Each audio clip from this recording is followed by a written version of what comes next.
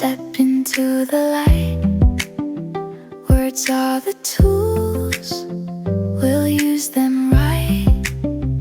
Every idea starts with a sound. Here in this space, learning is found. Listen and learn, speak and grow. Every question helps you know. One small step every day, brighter dreams are on the way. Letters form thoughts, thoughts form a voice, knowledge expands. Hello my students, I'm Simon Tangwa. Welcome to my YouTube channel. Please don't forget to subscribe, like and share so that you're up to date with the most recent and exciting lessons. To those who are currently joining us, the subject and exposition is parts of speech, and as a subtopic, I'm zeroing in on pronouns. Those who are following, I know you are in the know. Trust me, if you consistently follow these lessons, your English level will never be the same again. Most people know what pronouns are, but did you know that first person singular mine, second person singular your, third person singular its, and third person plural there are not possessive pronouns? These and more will be unraveled in this lesson, so please stay tuned. Right, first things first, let's start by defining what pronouns are. These are words that are used to replace nouns in order to avoid repetition. Let me give you a good example. I would say Lennox Lewis was one of the greatest boxers of all time. And in the next sentence, I will be gender specific and use the third person singular. He has so many accolades. And that's a good example. We now have an idea of what we are talking about. We can proceed. Now that we have the definition of what pronouns are, let's look at the types of pronouns that we have. We have personal pronouns, possessive pronouns, demonstrative pronouns, distributive pronouns, reflexive pronouns, relative pronouns, reciprocal pronouns, intensive pronouns, indefinite pronouns, and interrogative pronouns. As you can see, I've clearly outlined subject pronouns and object pronouns. Those who are following the lessons, you know what I'm talking about. We once discussed these in the previous lessons. A subject is that word that performs an action, and an object is that word that receives an action. I have also intentionally excluded my, our, your, it from the list of possessive pronouns because these are possessive adjectives. Possessive pronouns are words used to indicate ownership or possession of things. For example, this is ours, or it's mine, right? So we have examples of possessive pronouns as provided. Demonstrative pronouns are words that identify or point to antecedents. Antecedents are nouns to which these respective pronouns refer. Examples of demonstrative pronouns: this, that, these, those. Demonstrative pronouns can stand alone as subjects or objects in a sentence. For example, this is my wife. An example of an object will be, give me these. You see?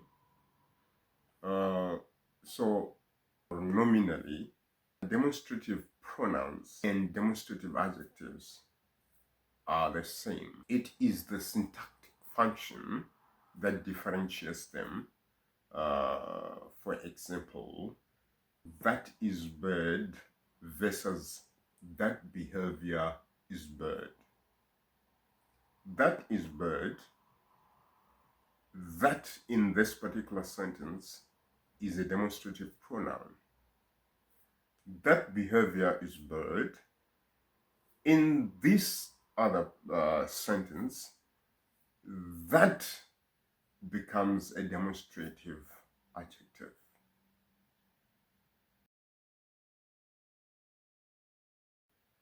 Distributive pronouns are words that refer to people, animals, or things within a group.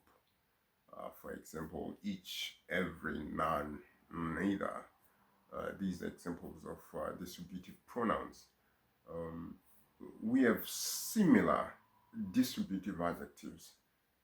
They are similar in name only. Their syntactic function is different. Distributive pronouns are normally followed by of. For example, each of the students has to be tested for COVID. That's a good example there. Unlike distributive adjectives, which normally precede the nouns they modify. All right. Now let's talk about reflexive and intensive pronouns. I've combined them because they are the same. They're just like brother and sister from the same parents, but have different biological functions. A reflexive pronoun is a word that is used when the subject and object are the same in that particular sentence. For example, she bought herself a purse. She bought herself a purse. That's a very good example of a reflexive pronoun. Whereas an intensive pronoun would be I myself, you yourself, they themselves, or we ourselves. So should there be a minimal word count, these can be done away with. They can be removed from the passage, right? So intensive pronouns are just emphatic pronouns. They are just there for emphasis. A relative pronoun is a word that connects a dependent clause to a main clause, thus providing information about an antecedent. Example, this is the girl who invited us to the party. Another example would be, I'm the YouTuber whose channel reached 1 billion views. That's a very good example.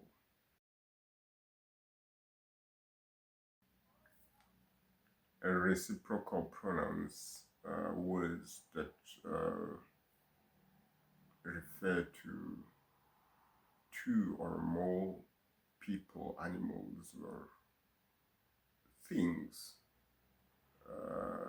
that are bound by the same verb in a sentence.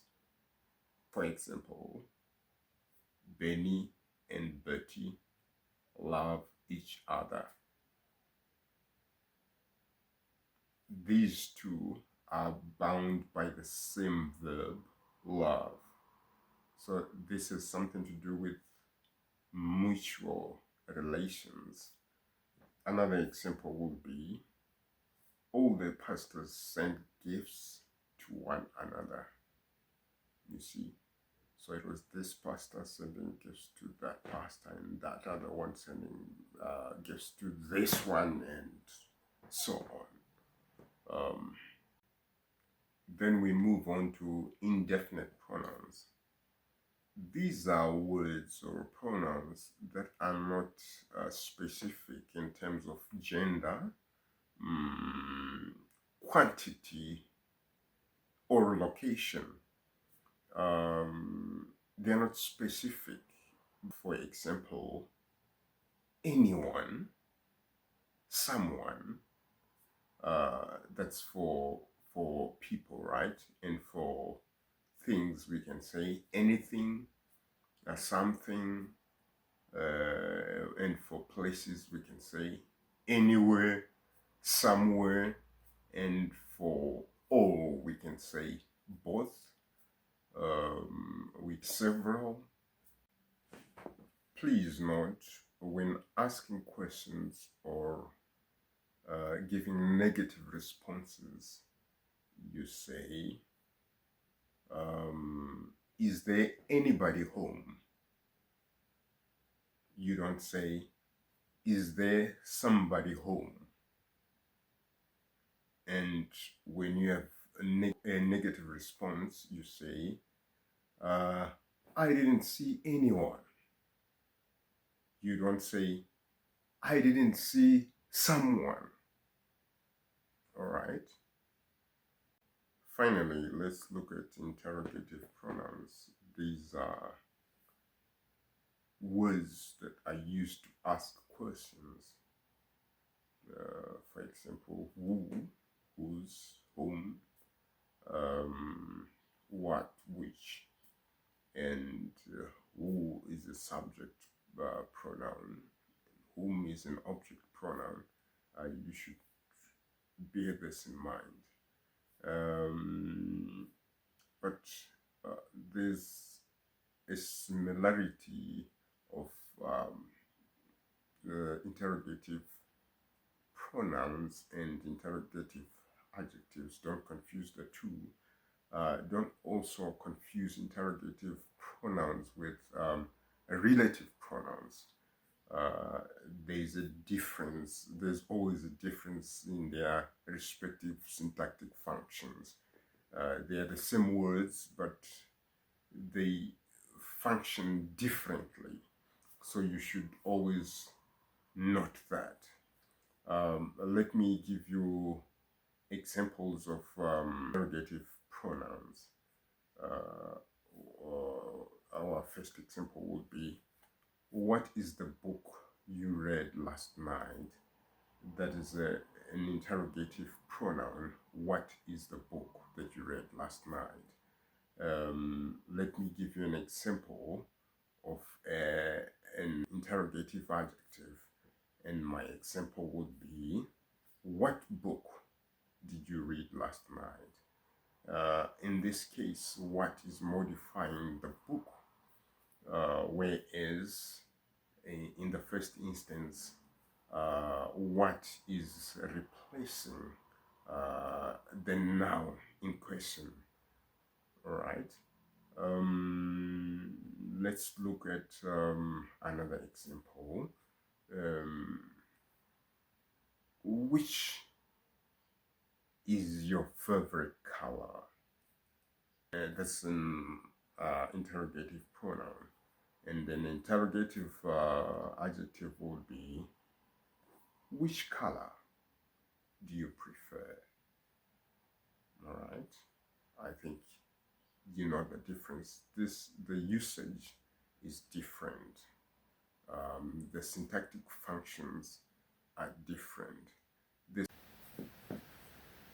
We have come to the end of our English lesson, and my remarks for the day. Be consistent, keep your ears to the ground, and move with the times. Goodbye.